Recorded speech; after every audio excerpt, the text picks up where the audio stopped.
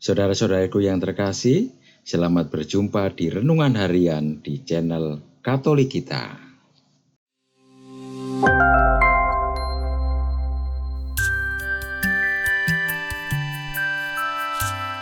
Hari ini, Kamis 12 Juni 2025, Pekan Biasa yang ke-10. Bacaan diambil dari Injil Matius, bab 5, ayat 20 sampai dengan ayat 26.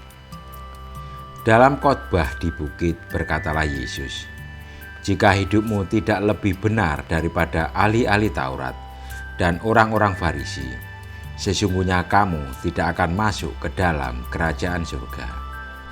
Kamu telah mendengar bahwa kepada nenek moyang kita dikatakan, 'Jangan membunuh. Siapa yang membunuh harus dihukum.' Namun aku berkata kepadamu, setiap orang yang marah terhadap saudaranya harus dihukum. Siapa yang mencaci maki saudaranya harus dihadapkan ke mahkamah agama.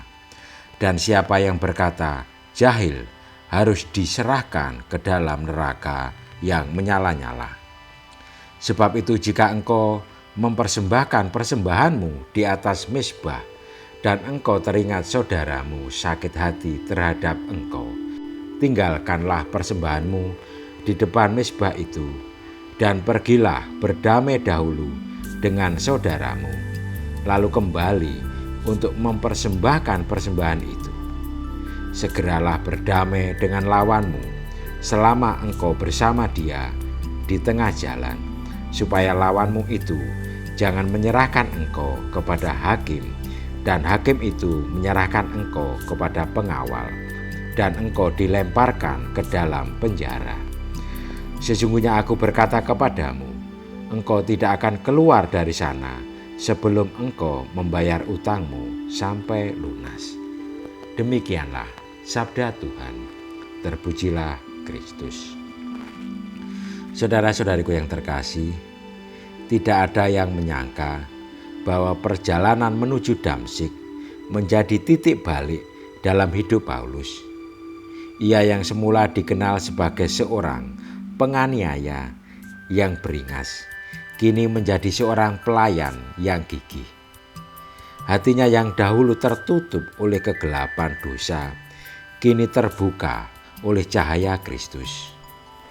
Dari pengalaman Paulus ini, kita belajar bahwa manusia bisa berubah dan Tuhan tidak menghakimi apalagi menghukum, melainkan Ia mengasihi dan mengampuni. Yang terpenting, kita membuka mata dan hati untuk melihat dan merasakan kehadirannya serta bertobat.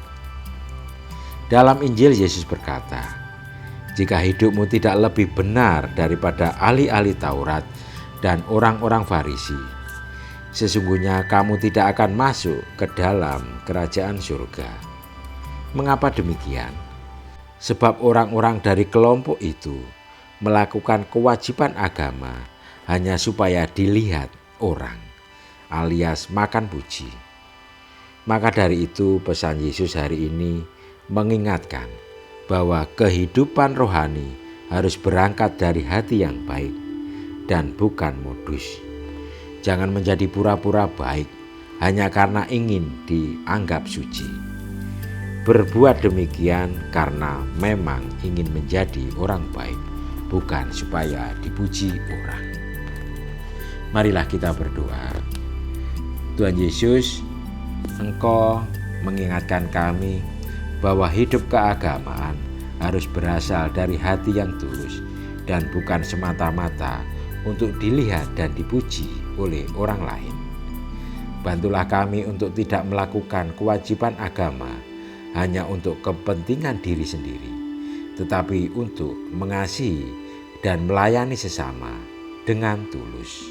Amin.